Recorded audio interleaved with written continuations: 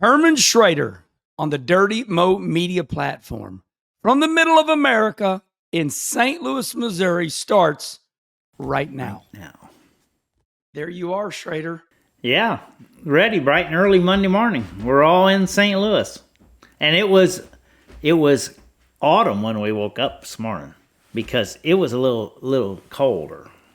You know what? I was watching Channel 2 News last night, and they say, and this is typical Missouri, they say by the end of this weekend, we're going to be back in the 90s.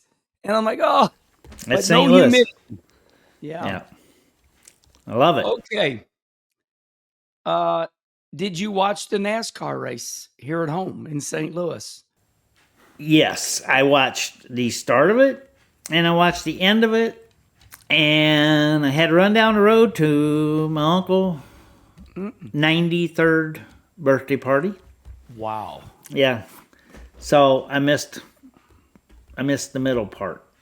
Yeah. But what amazes me, okay, we all went there. I mean, when they first built that track in, what year was it? You remember?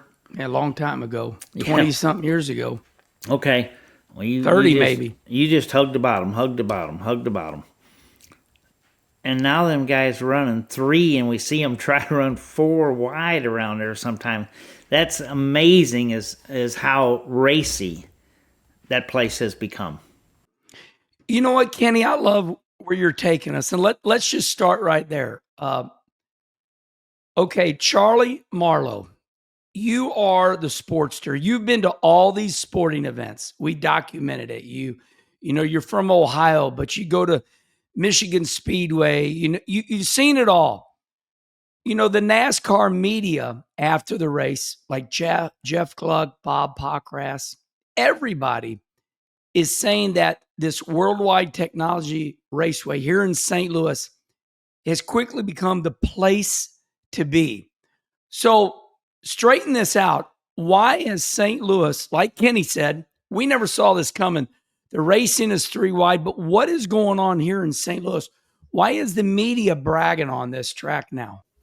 First of all, when you walk around the track, you just feel like NASCAR belongs in St. Louis. NASCAR Cup belongs in St. Louis. You just the people, the vibe, it feels like a big deal. I know we had trucks before and Xfinity, but it truly does feel like a NASCAR Cup date, and that we deserve that. And then also, we always talk about the race, but the event, you have the race, and then you also have the show.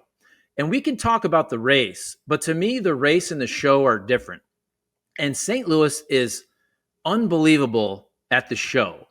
The music, you got Lil Jon out there, Bill Murray, everything in the midway, the pyro. It's funny. When they had that pyro and that fire go, and I saw Chris Blair, who we all know, and if anybody knows, Chris Blair loves the pyro.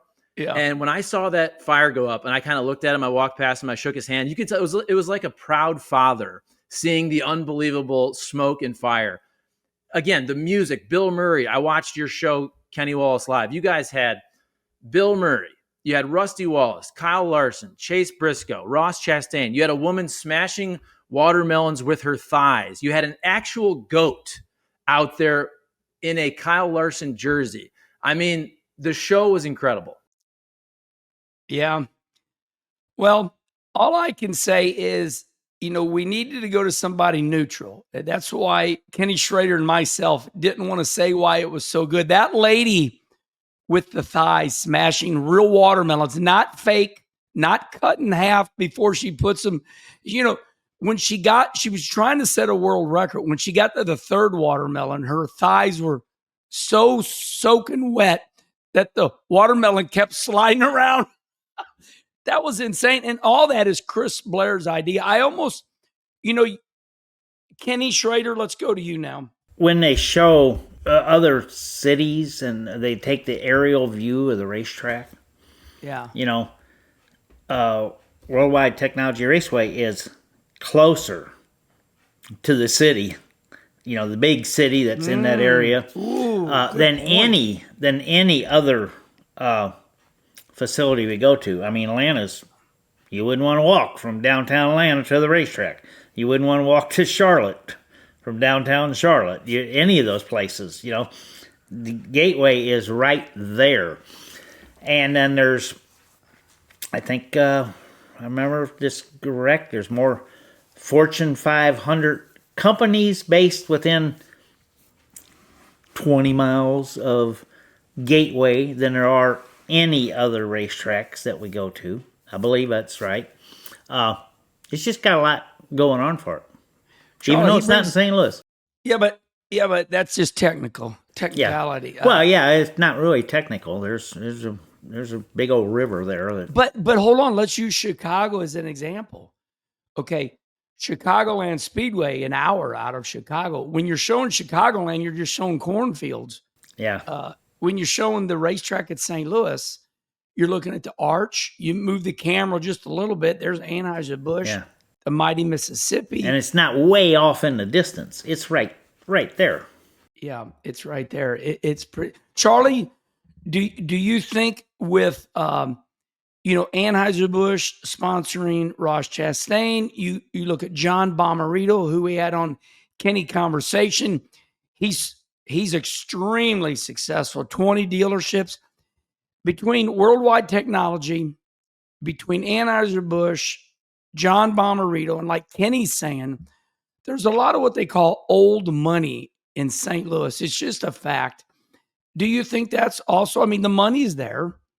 Yeah, and some new money. How about First Form? First Form is a big company that has really sponsored a lot of this race in the infield in previous years, and I saw they had an activation as well. And not just St. Louis. I'm going to kind of go a little broader here with Missouri, but we all know about Bass Pro. And then how about Andy's with the custard? There was a really good-looking Andy's custard car there. Really bright, looked really good. So St. Louis has great sponsors. Missouri has great sponsors. And that's what I'm saying. When I was walking around, and I've been there now for 4 years, it feels like a NASCAR Cup city. So, St. Louis belongs. If anybody wondered at first, should they have a Cup date? Will it be here for a long time? It absolutely, in my opinion, and am I biased? Sure, but it belongs in St. Louis. And another thing, Kenny, that I saw, and I don't know why, I don't want to read between the lines too much. Ben Kennedy was there. Steve Phelps was there. Steve O'Donnell was there. It's almost like this is NASCAR's baby. It's like, are they going to try to buy this track? I don't think Curtis Francois would want that to happen. Why are and I know for a fact, all the NASCAR executives don't go to all these tracks. There's something about St. Louis that brings all the NASCAR executives. Why, Kenny? Well, that's a them question. I sure in heck can't answer it. But, there's, like I said, there's a lot of Fortune 500 companies there, and there was probably a lot of heavy hitters in those suites that they want to talk to. So it's just good. Curtis and Chris Blair, Curtis has made a commitment, and when they were awarded that date, or everything was decided that Cup was going to go to St. Louis, they just continue to invest in the facility and make it better and better, and they're showing their appreciation and for having the event and what kind of a good partner they can be. Charlie? I was going to say one more thing, and this is all about luck, but we know St. Louis, you don't want to be in St. Louis in July and August, right? 100 degrees with humidity. This was the picture perfect early September weekend, 78 degrees, whatever it was, with no humidity. It was absolutely a Chamber of Commerce weekend. Yeah. No doubt.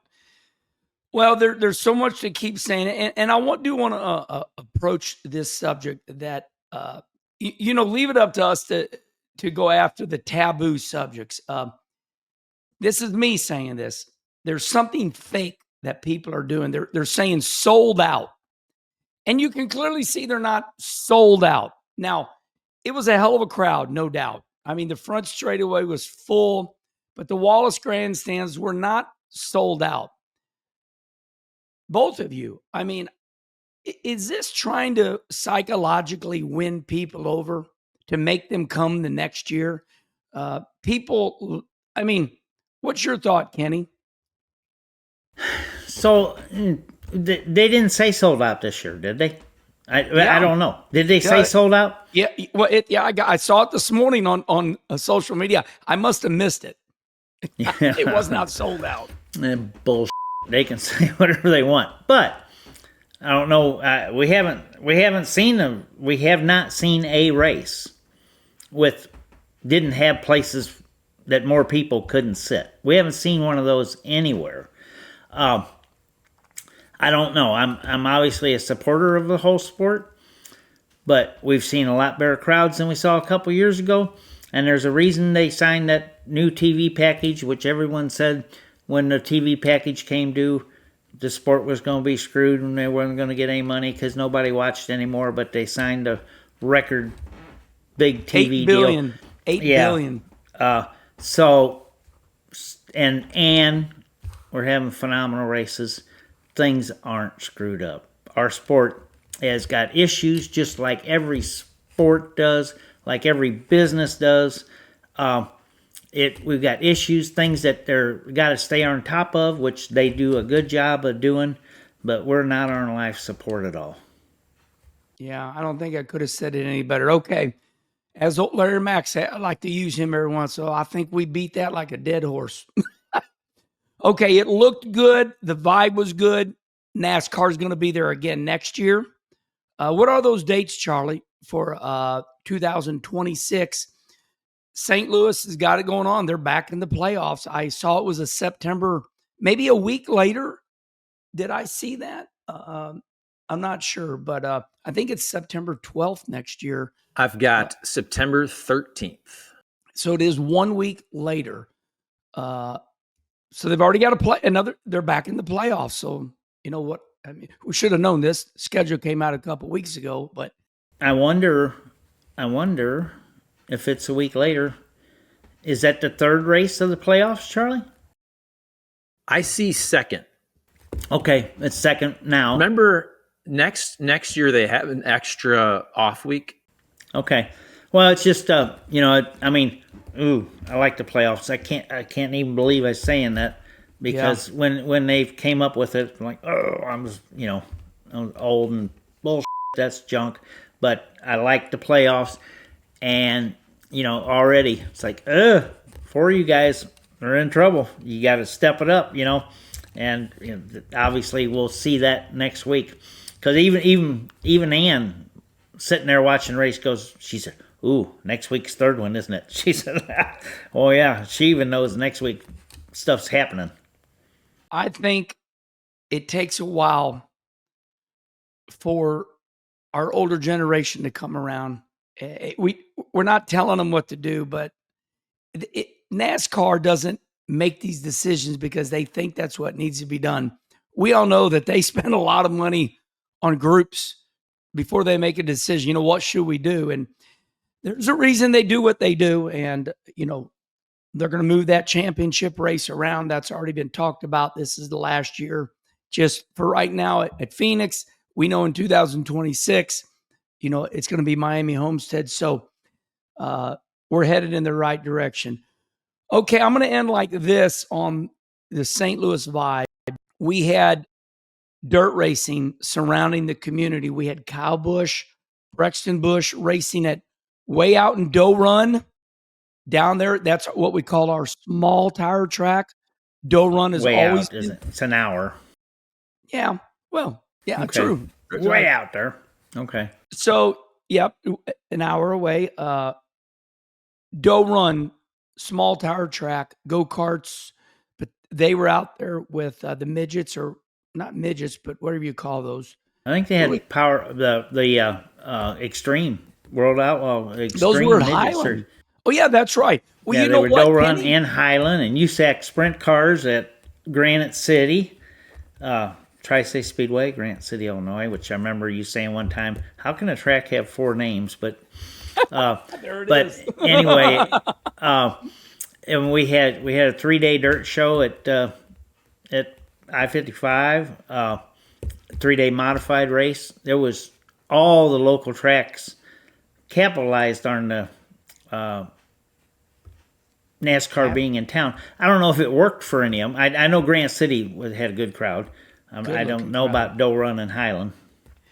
One thing you just reminded me of, Kyle Busch and his son Brexton, they sure do like that dirt racing. And you're right, they were at Doe Run and they went to Highland.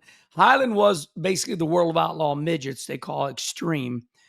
So yes, they did run a lot of dirt racing while they were in town, and that bodes well for that dirt community. All right, to the race, guys.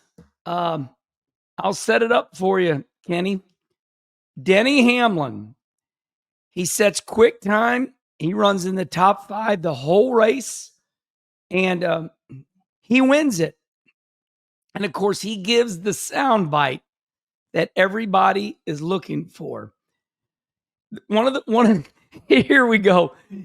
The TV people said they booed Denny, and they said, Denny, do you still like the boos?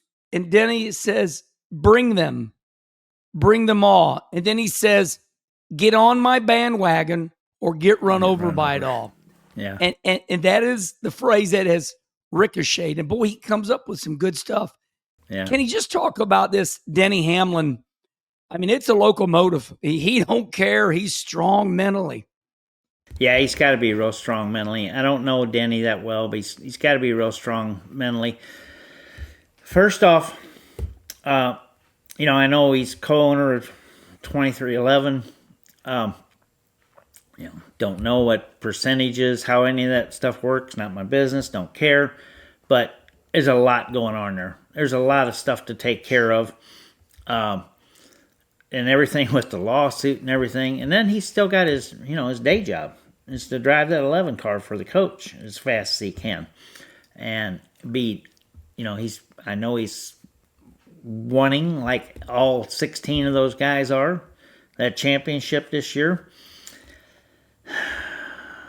He's won 59 races. I think 60 puts him on the top 10 list, maybe. And he can get it. There's some other guys that can get it too, but he's definitely one of them. Okay, let's have fun with Denny's situation right now at becoming Denny Hamlin. I mean, one of the greats of all time. There's no denying this. And I know people, I don't like Denny Hamlin, but I'm going to tell you what, it's like a Darrell Waltrip deal. They are quickly becoming Denny Hamlin fans because I think the fans totally realize that Denny loves this.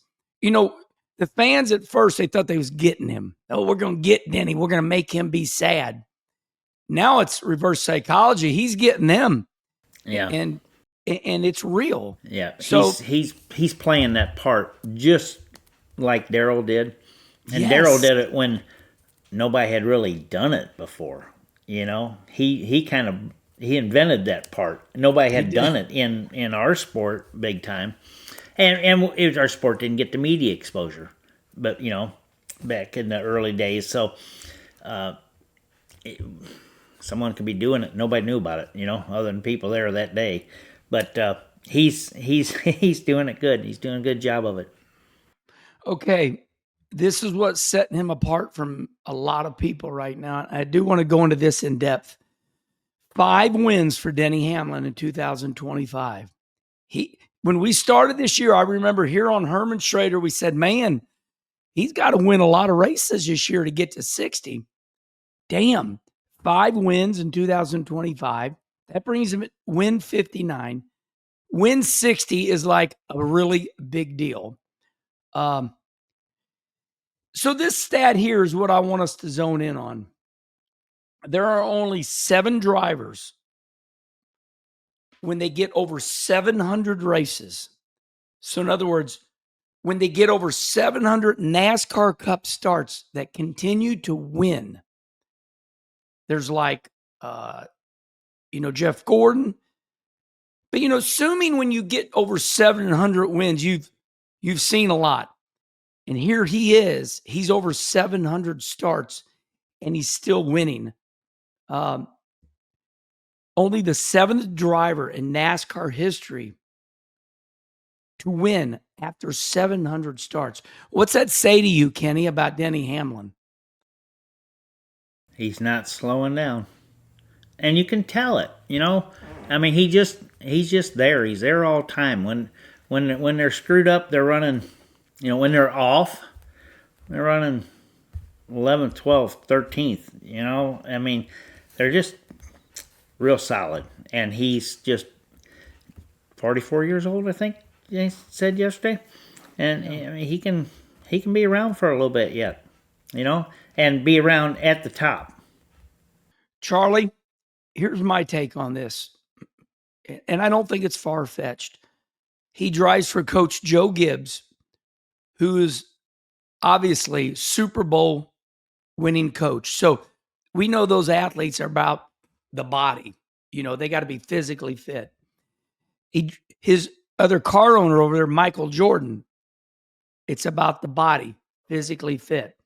I've been around Denny enough where he talks to me about, you know, don't drink Diet Coke. If you're going to drink a Coke, I mean, Denny knows about all the foods and the liquids. Do you think Denny has got a little bit of advantage now with this modern era medicine since he's around those type of people and that's real to them? I think if you're around Michael Jordan and that level of competition, and then I've heard you joke about this with him when Denny Hamlin was on Kenny Conversation. You said you guys were playing blackjack or something. You said back in the day, roulette. You said Denny, you got a little bit of a belly, and you said he kind of took it personally. And whatever he looked like back then, he looks good now for whatever. I mean, he's my age. I mean, he looks like he's in really good shape, and he's in great mental shape also. As you guys mentioned earlier, probably the most mentally strong driver out there. He wants to be booed. He said this in his post race yesterday. He loves the challenge of beating drivers half his age. He says that's what motivates him. And he said, because he was talking about the fact he probably has 2 years left, 2 seasons left. So all these races, he has about 2 more times to win these races or win a championship. He goes, that's what I'm going to miss the most is going out there, competition, and trying to beat guys half my age. I don't know what he's changed physical conditioning or anything about that, and I'd call bull or any of that. He's better now than he's ever been. I'm not saying he's better now, but he's just he keeps winning a lot. Yeah, because he always was good, but he's just mentally tough. He's mentally tough. 20 pounds weight. I've lost 20 pounds. I can go faster now. Yeah. No, you get tougher mentally. Jimmy Spencer said something to me very seriously one time. He said, I was never as mentally strong as your brother Rusty and Dale Earnhardt. And I looked at him, really caught me off guard because, you know, we think Jimmy Spencer is the most badass. But Jimmy said that. And I learned something from Jimmy that, you know, Jimmy felt to be fast, you have to be mentally strong. And he grew up in those mods. They just beat the bumpers off each other in the Northeast. That did teach me a little bit where he feels like some drivers got an advantage that just like this Denny, so let's go with that. I mean, okay. All right. Let's go on to this race, Kenny.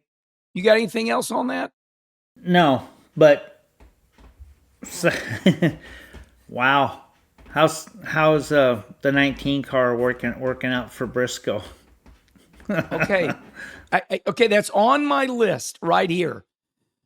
Kenny Schrader is talking about, Denny Hamlin won the race, but Chase Briscoe finished second. Let's stop right there and let's go to the start of this race.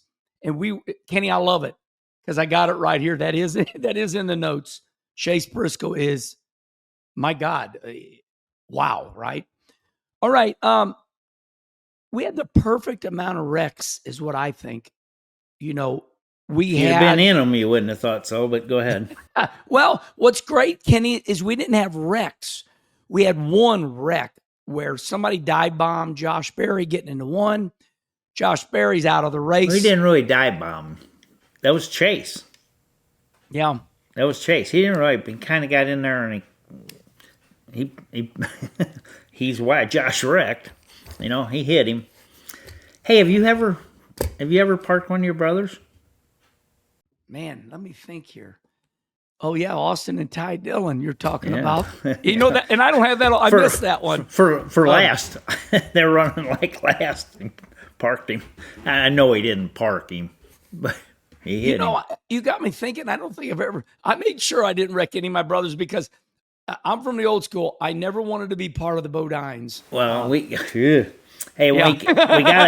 gotta say that Chase didn't park Josh Berry, and Austin didn't park Ty.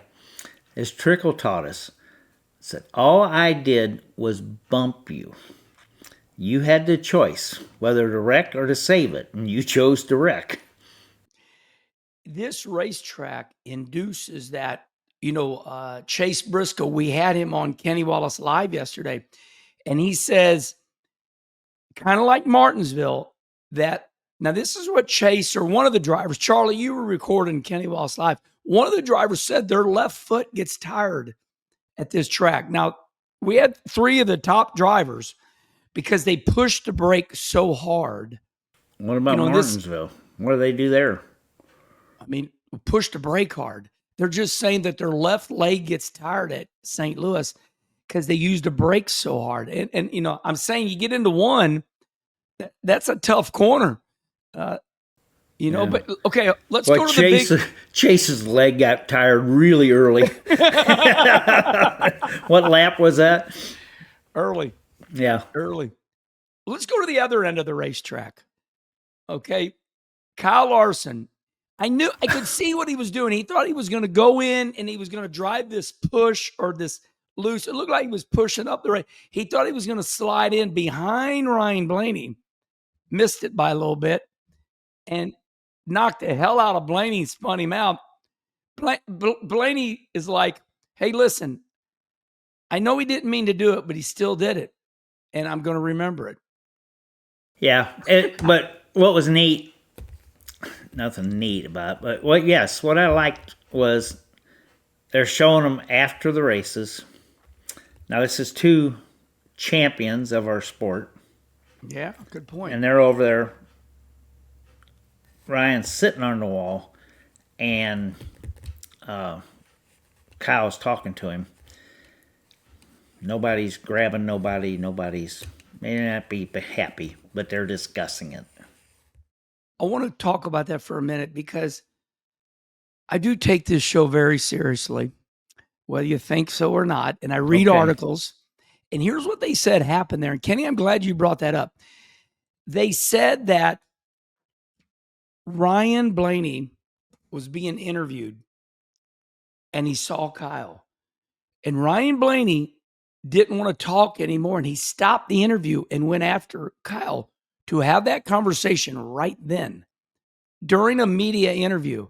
So Ryan Blaney thought strong enough, you think, I can talk to him on the phone. But no, stopped a major media interview. That's what the article said. And I do like that, Kenny. It takes complete professionalism. And you teach me a lot about the sport. You're the one that taught me you've always got out of your car. I've noticed this about you, Kenny.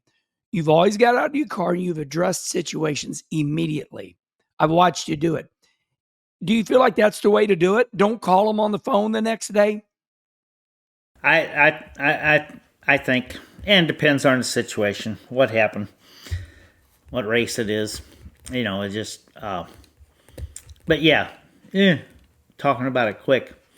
I got run over one time by Here we go. I like this. No, I got run over by Jacob Poole.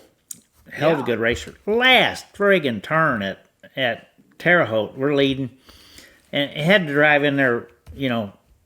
Unbelievable to wreck us. Don't think he meant to wreck us, but he wrecked us. Yeah. And I went down and talked to him, and they were gone. And I talked to him a couple weeks later, and we talked. It's simple talking, and he's like, man, I've always just thought it's better off just to not do anything right then, and talk to you later. Which we did. But it's just different. Different people handle it different. Some people still too pumped up when they get out, and there is no talking. And I got to tell you, I'm not going off the rails right now, but they fought in the pits at Peevely, and it was not pretty. And I'm not going to go deep about it, but Kenny, that right there is a great example. If cooler heads would have prevailed Friday night at Peevely, they had some nasty fighting and guys getting knocked out, and both of them got sent home. But just imagine if they would have just had a beer. Well, maybe that would have been worse. But yeah, there's different ways to go about it. If I run over somebody, I'm walking down to their car with a beer.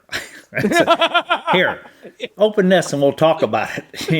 It just, it's hard enough without going through all that stuff. I figured that was a good place to tell everybody about what went on at Peevely there on Friday night. But I didn't know about it until I was leaving the racetrack and somebody told me. And I'm like, what? Dead giveaway was of police cars. Yeah. Yeah. The guy. Yeah. Well, okay. We'll just leave it there. But it was pretty wild. But listen, it was a real example of two guys that could have just, hey, okay, we're not solving world peace here, but, okay. So I felt like Charlie, I want to involve you on this. Okay. No, we established that the racetrack's got great vibe, great entertainment. But the racing, like Kenny said at the start of the show, I mean, they were 3 wide, 2 wide. I mean, it was the perfect amount of wrecks. It kept people on their toes, and we had heroes wrecking. But I believe, is it only Josh Berry that got knocked out? I don't Suarez. know. Oh, what happened to him? I missed that one. I just remember I was there during the interview when Josh Berry was wrecked early, and then I just noticed that Suarez's car was taken back a little while after that. So I don't know if he came back, to be honest with you. I can check that. Did we have the perfect amount of wrecks, Charlie, from your perspective? Yeah. And what's and a big perfect amount of wrecks? Just a couple. You're saying you got to have wrecks. Well, that's what I'm holding on to. I've read these things where, when I was doing TV, they would say, Eric Shanks, all my bosses at Fox, they said, please remind the audience that this is a dangerous sport. People at Fox, they had this theory that everything was too safe now, and that the glamour, now this is them, they thought the glamour of racing is that it wasn't it was dangerous, and now it's not dangerous. So, not us, but just for everybody that's watching Herm Schrader, it's still a dangerous sport. They still wreck. And it's sad to say, but people like a little bit of bang them up. Charlie, I mean, you're from a different perspective. Do you think the wrecks are good for racing? I do, and Schrader might disagree, but I think you need a couple. By the way, Barry wrecked out on lap 35. Suarez was lap 64. I liken it to a hockey game. If I go to a hockey game in person, I'm not saying I want to see 10 fights, but I want to see at least one fight. I think if you go to a hockey game, you want to see some scoring, you want to see some big hits, you want to see at least one fight. If I go to a NASCAR race in person, I do want to see at least one wreck. Maybe Charlie, that makes me a bad person, but I want to see at least one wreck. I think most fans want to see at least one.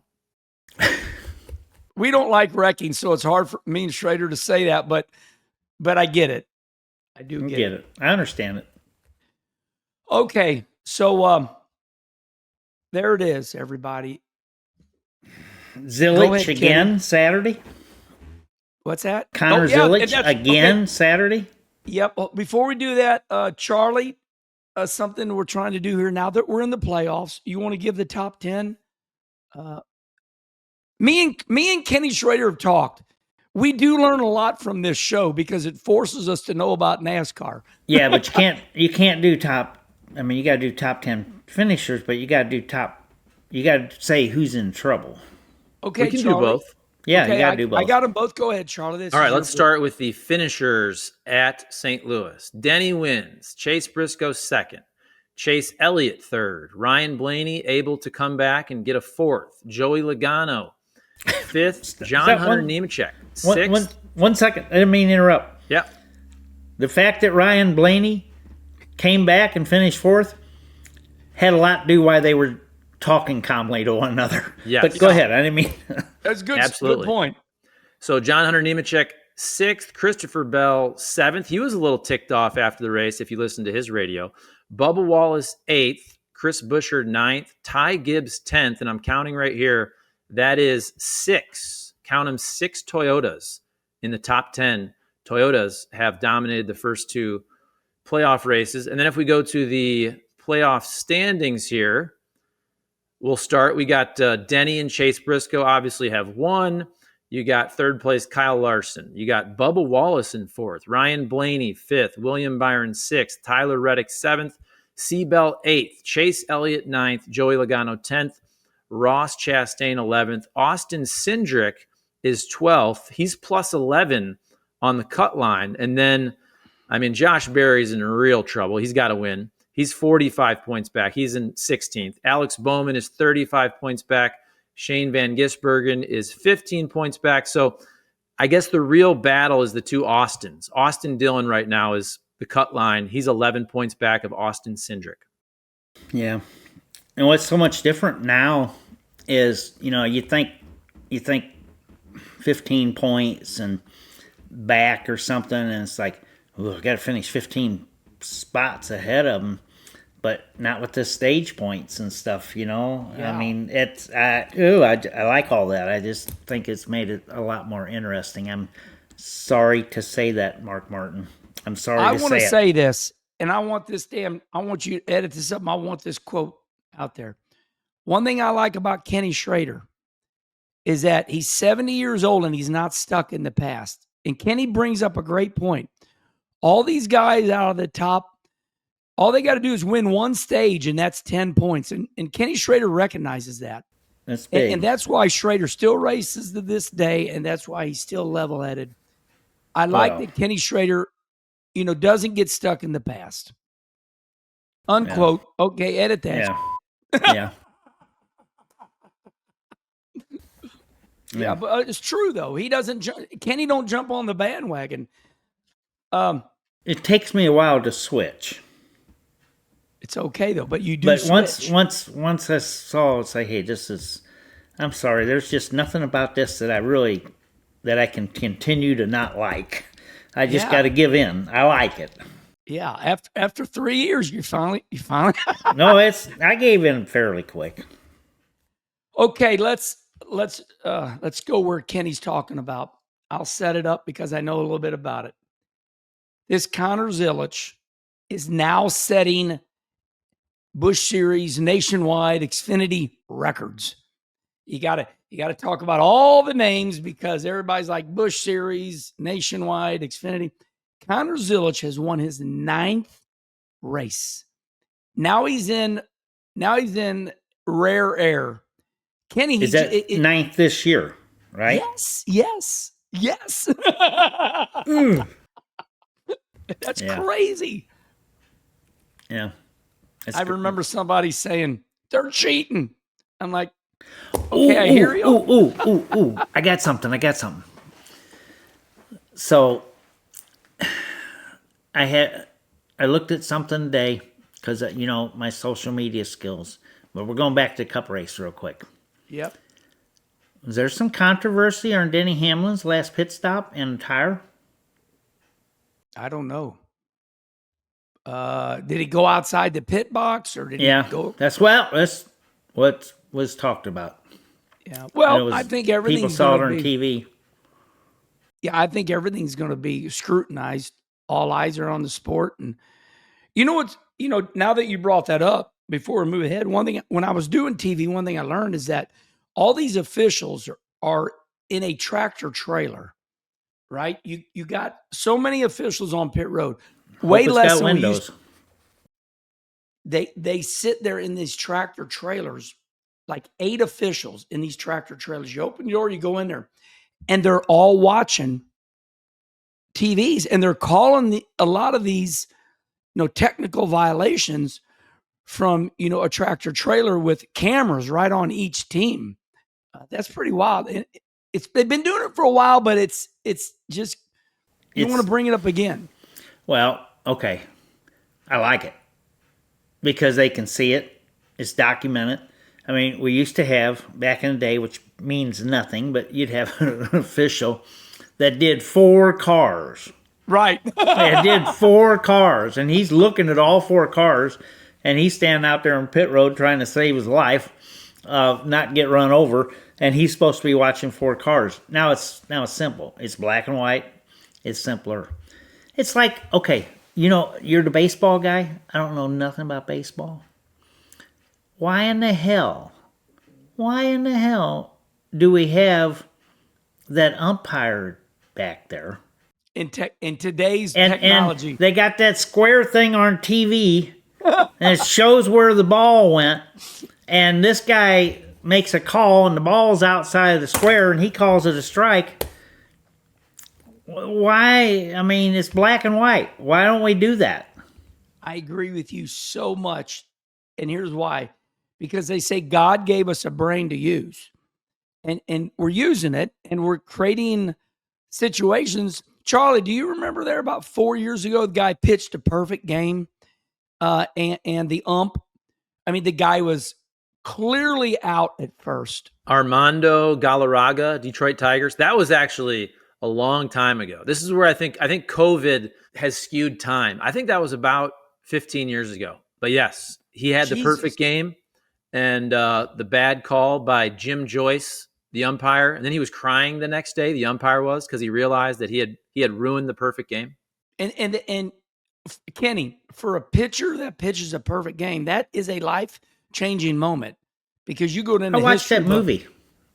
What's the movie where the guy cut his hand real bad and come back and pitched a perfect game? Charlie, so you would know that. Jim Abbott having only one hand? No.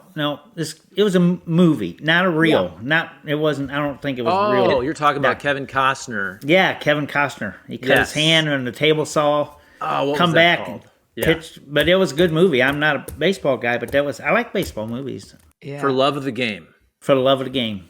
That was good. Well, yeah, but let's end like this. I do agree with you, Kenny, because the purists are going to say, well, we got to have an ump in baseball. I'm like, why?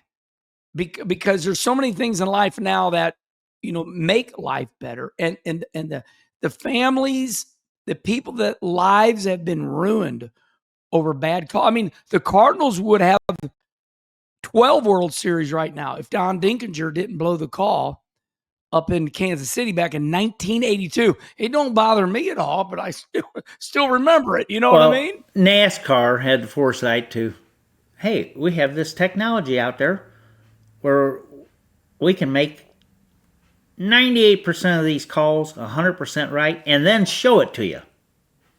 Yeah. And they did it. That's it. So, well, I don't know about Denny Hamlin's tire, but they got it, and he won the race. Okay, we're trying to always make these shows a little shorter, but here we are, 44 minutes. Are we ready to switch to dirt racing or not?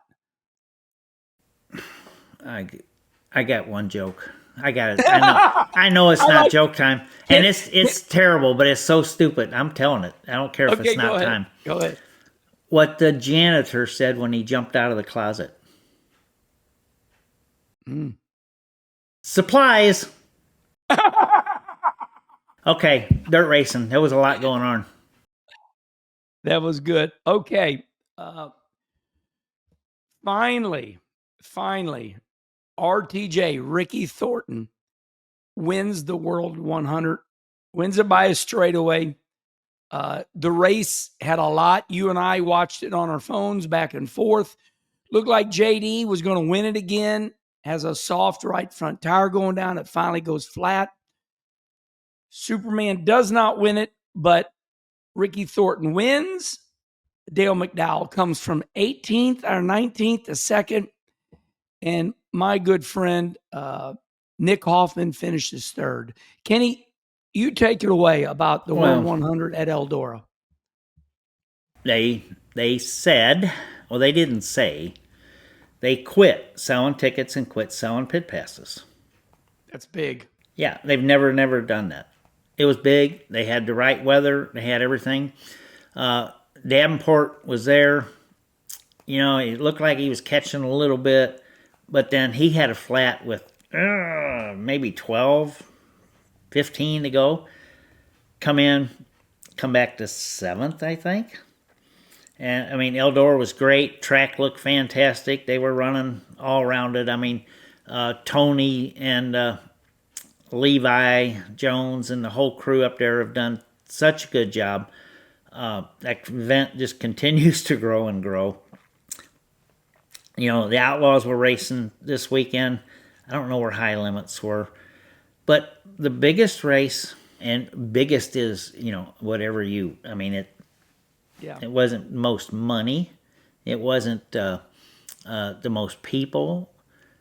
But it was, we thought Peevely was long at 3 days. The Boone Nationals, Super Nationals, IMCA, with over 1,000 cars from Boone, Iowa. And the last race, the IMCA Modifieds, buddy Tim Ward won it, second time now. So it was just a big week for dirt racing, and just neat to see. I mean, we say it and say it. Doesn't make any difference. Our sport's not broke. And I gotta say this again. I think we underestimate the power of weather. One great thing about this weekend is the weather was just beautiful. And also when you look at Eldora, maybe those are people going, hey, I'm going. Yeah, and another thing too, when we look at the grandstands and say, okay, that's a hell of a good crowd. Yes, you can put more people in there. But that's a hell of a good crowd. But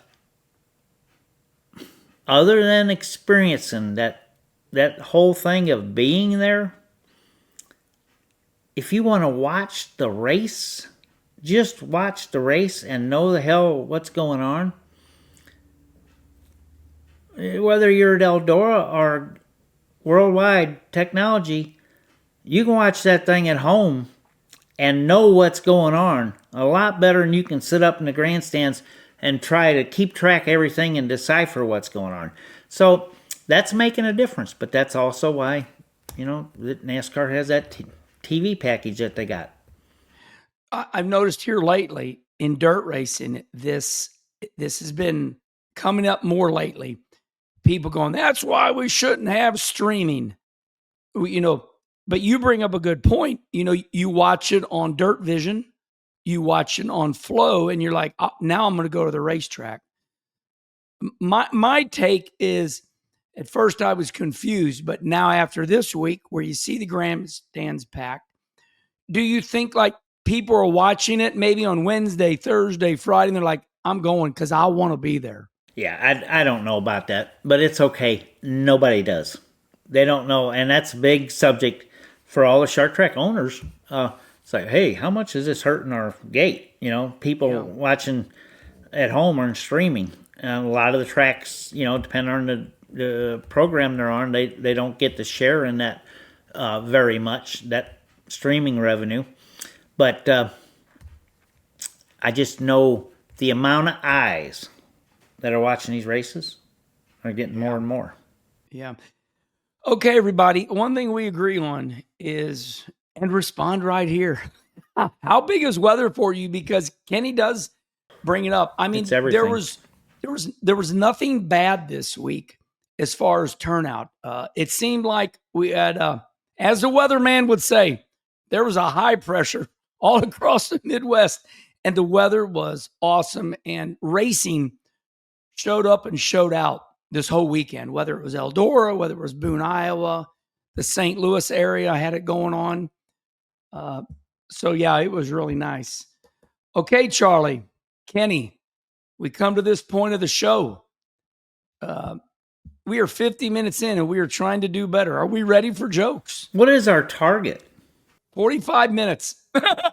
We blew by it. Minimum. I think right around an hour is perfect. $1.05. I think that's a good flow. Well, I've talked about everything I wanted to talk about. I mean, I can dream up more stuff. Oh no, I'm problem. not saying we have to go longer. I'm just saying this is a perfect time. Perfect. Hey, okay, the 3-day modified thing at I-55, which we both went to. Yeah. You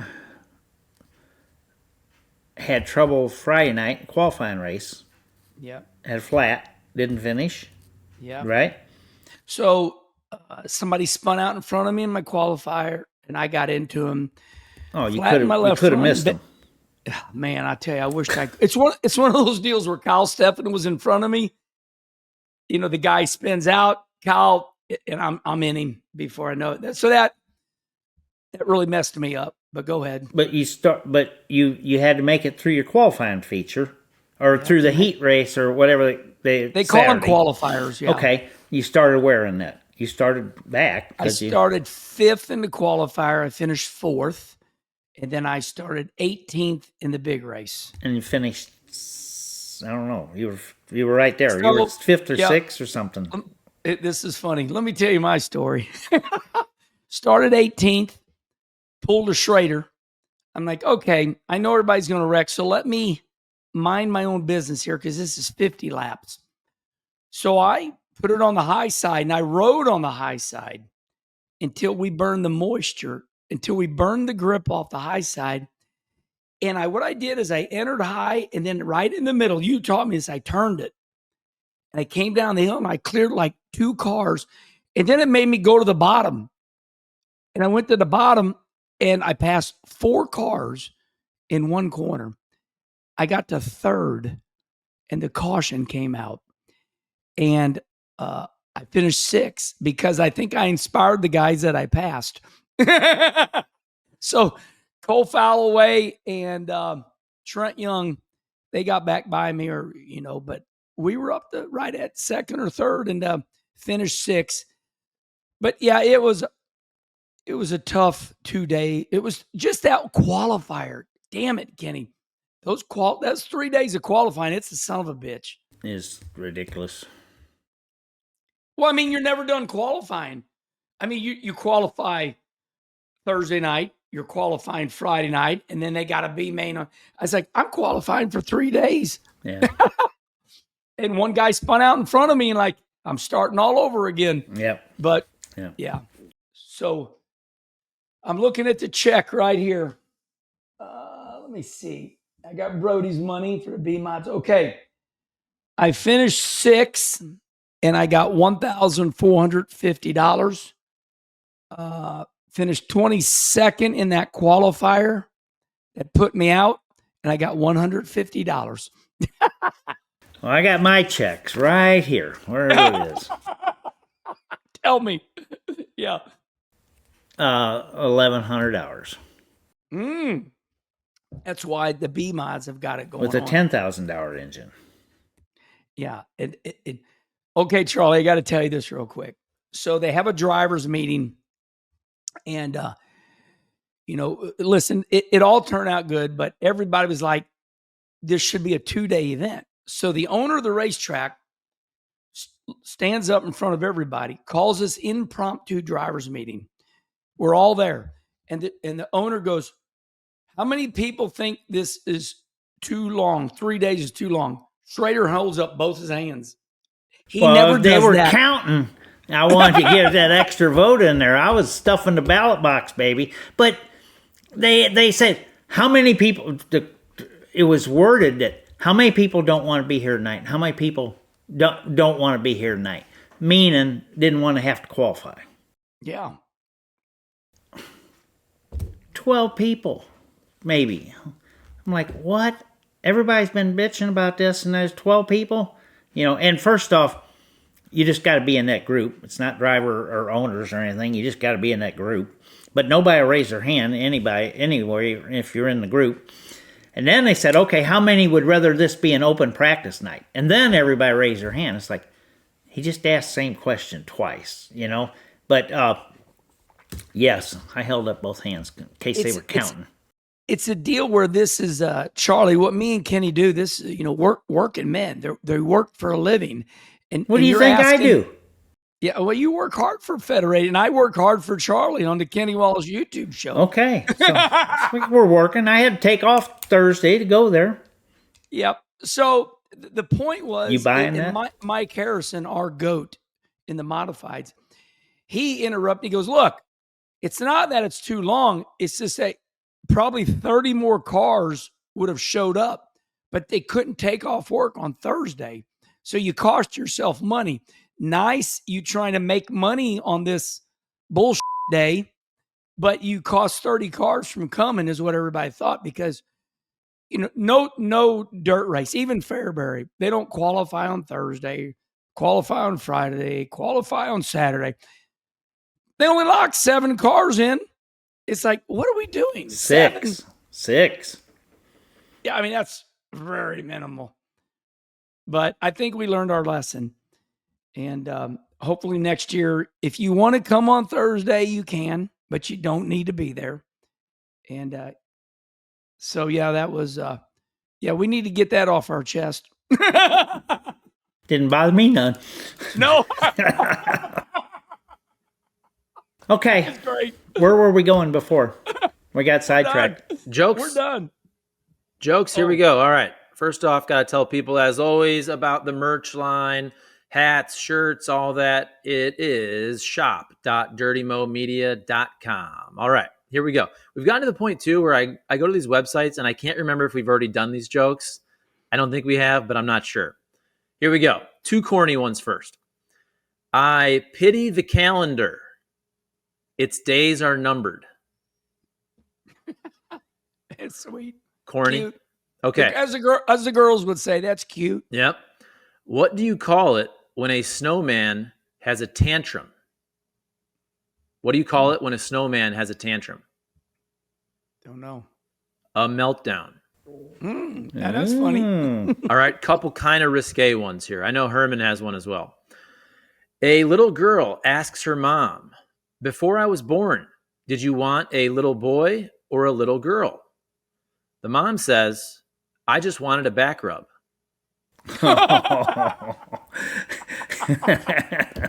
Pretty good. I like that. That's awesome. And finally, want to hear a dirty joke? Johnny fell in a puddle. Want to hear a clean joke? Johnny took a bath with Bubbles. Want to hear a dirty joke? Bubbles is the girl next door. I like it. But ching. There you go. That's the best I could find that are mildly appropriate. I heard this one on Instagram. Have you heard about the new movie Constipation? It has not come out yet. All right, everybody. Let me see. Chris Blair just texted me. 3 hours after the checkered flag, John Pardy, Pardi. And this is what he's talking about. And for everybody on the, Chris is not going to mind me showing this because this is good. But I want to show you what he said. Okay. Look at this. Okay. Chris Blair texted me 3 hours after the checkered flag. Now, this is why they do it right. Okay, I'm going to hold the phone right here. Look at the crowd after the race. 3 hours after the race. Well, they have a band up there or something? Yeah, but not a no-name. John Pardy. Who is? I've never heard him. Who is he, Charlie? Must be somebody. I have heard of him. He's 40 years old. He's got a cowboy hat on in all his pictures, so I take it he's a country artist. So, shout out to the Confluence Music Festival, and we'll end just like that, everybody. Yeah, it's an event, not a race. Yeah, it good, and we'll end just like that. So we are in a different era now, and people like to enjoy themselves. And you stay for the concert, and you don't have to wait in line with your car. let the traffic clear out, enjoy a concert, and it was still daylight, so it all got over early. Okay, everybody, like I always say, if you want to see Kenny Schrader and Charlie's pretty face, we are over there on the Kenny Wallace YouTube show. If you're going down the road, you want to listen to this in podcast form, we are on Dirty Mo Media Podcast. Until the next Herm Schrader show, we'll see you next time. Bye. See ya.